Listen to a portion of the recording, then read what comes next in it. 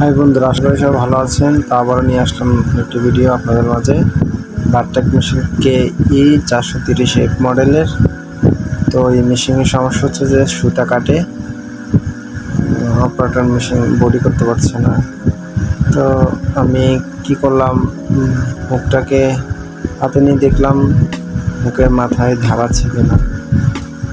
তো দেখলাম যে প্রচুর ধার আছে। তো আমি একটা সিরিজ কাগজ নিয়ে হুকের মাথাটাকে ভালো করে ঘষে দিলাম যাতে ধারটা কমে যায়। দেখা যায় যে ধার থাকলে কিন্তু আপনার সুতা কাটবে, সময় গ্যাপ দেবে ধার থাকলে। তো পরে ভালো করে ঘষে দিয়ে আমি হুকটাকে লাগিয়ে দিলাম। অপারেটরকে বললাম, ঠিক আছে, আপনি কয়েক পিস বডি করেন, দেখি কি হয়। অপারেটর লাগালো, লাগিয়ে বডি করতে লাগলো।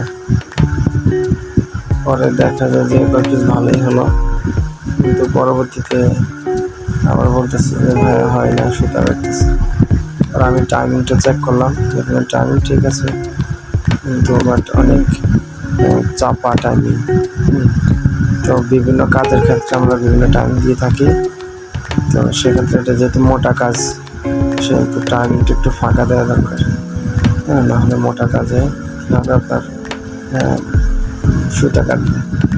তো এখানে একটা 3 স্ক্রু আছে, এলকি স্ক্রু, ওটা লুজ দিয়ে আমি টাইমিংটা একটু ফাঁক করে দিলাম যাতে নো গ্যাপ নো টাচ থাকে, একটু ফাঁকা থাকে। হালকা চুল পরে একটু ফাঁকা দিলাম যাতে নিডলের সাথে না ঘেঁষে। পরে লাগিয়ে দিলাম, লাগিয়ে